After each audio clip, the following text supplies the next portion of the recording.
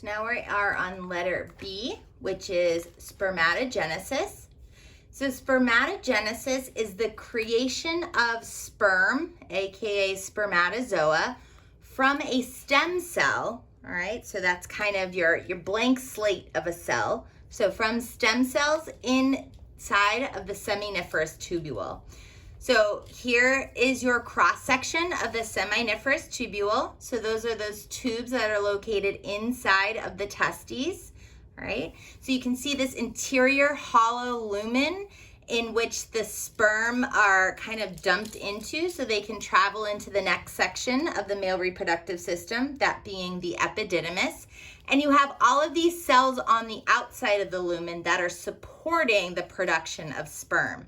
Right? You have these Sertoli cells, all right, which are going to basically help nourish and aid in the production of newly created sperm cells. You have these Leydig cells located on the outside. Those are primarily responsible for creating the hormone testosterone. Testosterone is the hormone that stimulates sperm production. Another name for this Leydig cell is the interstitial cell. And then finally you have these cells which kind of lie on the outside or the perimeter of the seminiferous tubule called spermatogonium.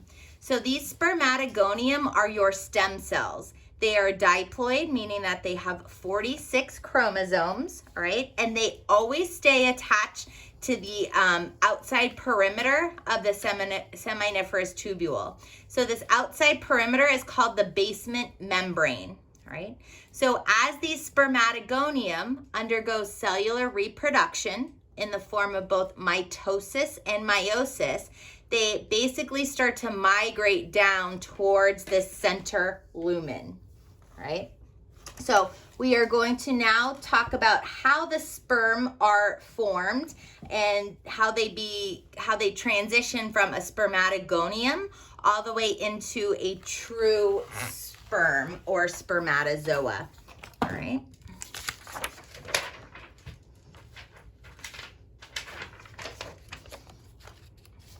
Okay. So here is our diagram of this process of spermatogenesis, the formation of sperm within the seminiferous tubule. Here is the perimeter of the seminiferous tubule called the basement membrane. And down at the bottom here, this is the lumen, or that hollow opening in which the fully formed sperm are kind of dumped into, all right? So the sperm go through a series of cellular reproduction, both mitosis and meiosis, to create this gamete or this spermatozoa, all right? So we're gonna start from the beginning up here for sperm formation in the seminiferous tubule. So the very first thing that happens are the process of mitosis, all right, of the spermatogonia, all right?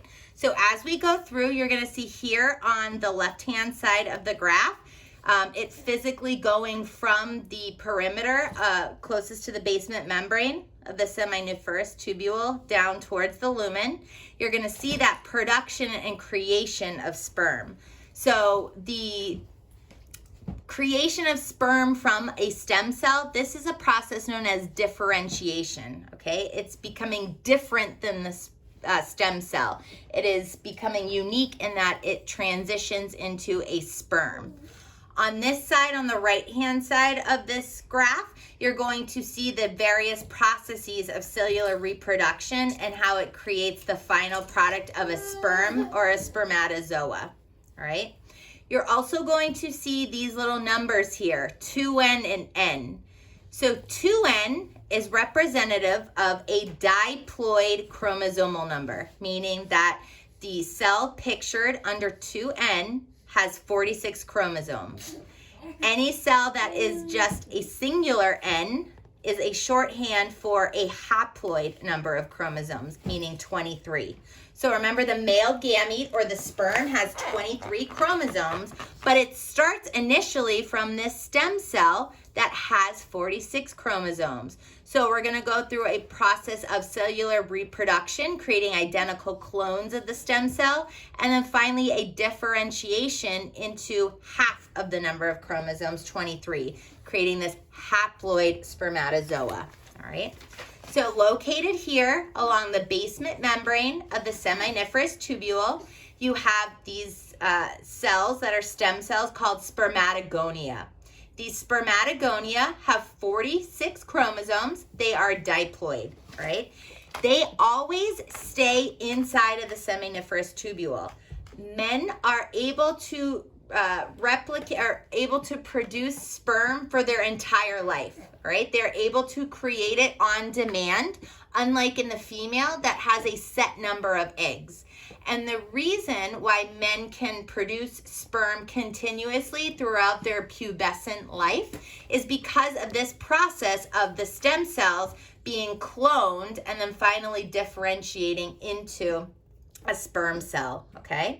So the first process that happens during spermatogenesis is the mitosis, or the cellular cloning of a spermatogonia into two daughter cells, okay? So you have this stem cell spermatogonia that undergoes mitosis to create two exact replicas or clones of itself.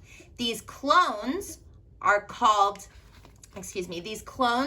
diploid, meaning they are also 46 chromosomes, right? And the reason that they undergo mitosis is because you need to constantly renew this stem cell population, all right? If you don't go through this process of mitosis to replenish the stem cells, then eventually you would run out of cells. You would run out of cells that would be able to become sperm, okay? So you start with one spermatogonia. It undergoes mitosis to create two identical clones. One of these clones will continue down through the process of meiosis to become the sperm. The second clone is going to stay inside of the basement membrane in order to continue to multiply, all right? So this cell is replenishing the population of spermatogonia, whereas this other clone daughter cell is going to continue down into the process of meiosis, okay? So once this spermatogonia has undergone mitosis, it is now called a primary spermatocyte, okay? A primary spermatocyte has 46 chromosomes, and it is going to enter into this dual process of meiosis, okay? So from spermatogonia undergoes mitosis to become a primary spermatocyte.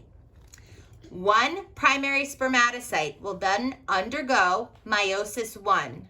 Remember, meiosis is broken up into two nuclear divisions. It is two phases. So the first phase of meiosis will transform this primary spermatocyte, which has 46 chromosomes. It will then go through a nuclear division to become a secondary spermatocyte. This secondary spermatocyte has only 23 chromosomes. The nucleus has been halved. The number of chromosomes have been halved. So primary spermatocyte becomes a secondary spermatocyte, two of them, each with 23 chromosomes. The number's been halved, and this occurs during meiosis 1, all right? So you can see this transition as we go down towards the lumen in the seminiferous tubule. After the creation of two secondary spermatocytes, the cells will undergo meiosis 2, which is another nuclear division, which will in turn create four spermatids. Four spermatids that are each haploid cells. They have 23 chromosomes. All right.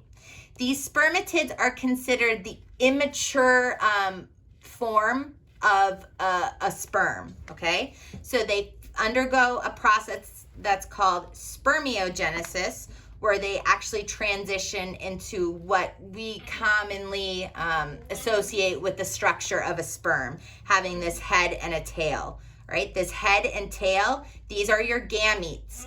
23 chromosomes, 4 sperms, also called spermatozoa, all right? So make sure you understand this process of spermatogenesis. You start with one stem cell that gets cloned. One of those clones will continue on through a sexual division to finally create 4 sperm cells, okay? One spermatogonia becomes 2. These are diploid, 46 chromosomes. One of those cells moves on.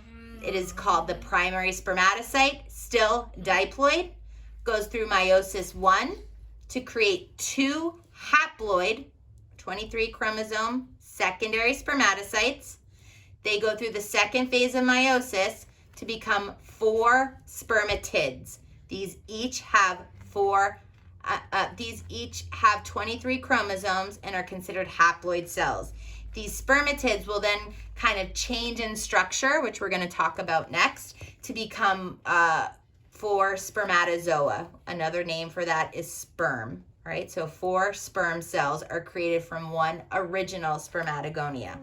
Make sure you understand all of the names of the cells at each stage and what process is happening to get there, okay? So mitosis brings spermatogonia to primary spermatocyte.